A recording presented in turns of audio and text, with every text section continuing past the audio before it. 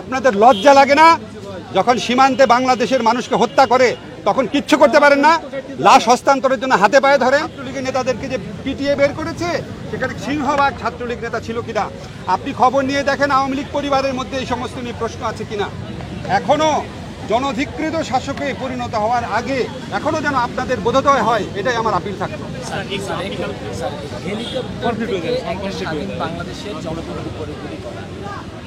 আমি শোনেন, আমার একটা কথা বলি, এই আন্দোলনের সময় যেভাবে সাজোয়াজান হেলিকপ্টার, সীমান্তরক্ষী বাহিনী, সেনাবাহিনী ব্যবহার করা হয়েছে, আমি তাদের উদ্দেশ্যে বলি, আপনাদের লজ্জা লাগে না? যখন সীমান্তে বাংলাদেশের মানুষকে হত্যা করে তখন কিচ্ছু করতে পারেন না? লাশ হস্তান্তরের জন্য হাতে পায়ে ধরেন। আপনাদের লজ্জা করে না? মিয়ানমার বারবার বাংলাদেশের স্থল সীমা অতিক্রম করে অ্যাটাক করে এই করে চুপচাপ বসে থাকেন।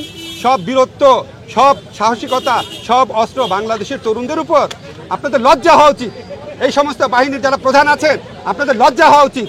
এবং আপনাদের মনে রাখা উচিত, কোনো অবৈধ আদেশ মানতে, চরম মানবাধিকার বিরোধী কোনো অবৈধ আদেশ মানতে আপনারা বাধ্য না। আপনারা আজকে যে কাজ করেছেন, কেউ বেশি করেছেন, কেউ কম করেছেন। আপনাদের পরিবারে আপনাদের সন্তানদেরকে জিজ্ঞেস করে দেখেন আপনারা ঠিক কাজটা করেছেন কিনা। নিজের বিবেকের কাছে জিজ্ঞেস করে দেখেন। আমাদের টাকায় আপনার অস্ত্র কেনা হয়, আমাদের টাকায় আপনার ট্রেনিং হয়, আমাদের টাকায় আপনাদের সমস্ত সুযোগ সুবিধা, আর আমাদের তরুণদের, আমাদের ছাত্রদেরকে এইভাবে গুলি করেন। আমি বিশ্বাস করতে পারি না। আমি কার্নিশে যেভাবে ছেলেটাকে গুলি করা দেখেছি, একটা ছেলের লাশ একটা সাদোয়া গান থেকে ফেলে, আমার মনে হয়েছে এটা কি গাজা স্ট্রিপ? আপনারা কি ইসরায়েলি বাহিনী? আপনাদের বোধোদয় হোক। আমরা আপনাদের ভালোবাসতে চাই, রেসপেক্ট করতে চাই। ঠিক আছে, যদি আমাদের সকল আটককৃত ছাত্রদের বিশেষ করে মুক্তি দেওয়া না হয়, যদি হত্যার বিচার না করা হয়, যদি শিক্ষাঙ্গন খুলে দেওয়া না হয় অবিলম্বে, তাহলে আমাদের নাগরিক সমাজের আরো বৃহত্তর কর্মসূচি থাকবে। তাদেরকে কোনো বাহিনী ধরে নিয়ে নির্যাতন করেছিল, নির্যাতনে থাকা অবস্থায়, চিকিৎসাধীন থাকা অবস্থায় তাদের সম্মতি না নিয়ে তাদেরকে জোর করে এই ডিবি অফিসে আটকে রাখা হয়েছিল। আমি আইনের শিক্ষক, আমার ব্যক্তিগত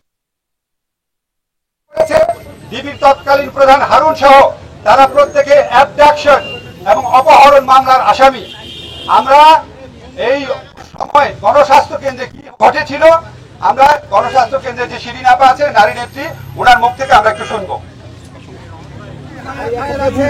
প্রফেসর আমাদের এখানে রেজওয়ানা হাসান আছেন, শিরিন হক আছেন, আমাদের এখানে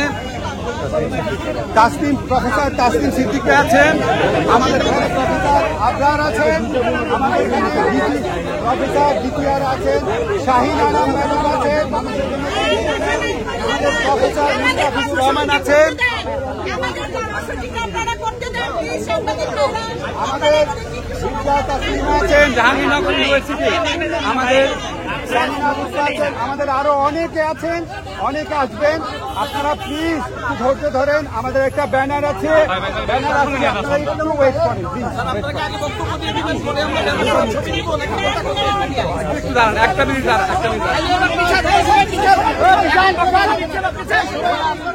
সংক্ষিপ্ত করে বললে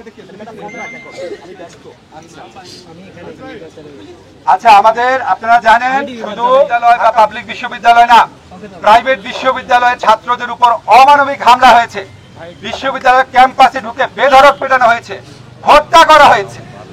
এমনকি দেশের সামরিক বাহিনীর নিয়ন্ত্রণাধীন দুটো বিশ্ববিদ্যালয়, সেখানে পর্যন্ত ছাত্র হত্যার ঘটনা ঘটেছে। এক বিশ্ববিদ্যালয়ে অমানবিক হামলা করেছে। আমরা হত্যার বিচার চাই এবং এই হত্যার যারা হুকুমদাতা ছিল তাদেরও বিচার চাই। এখন আমাদের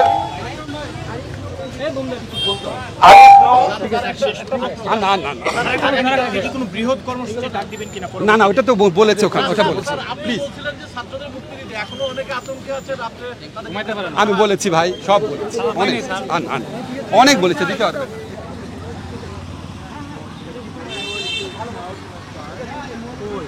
কথা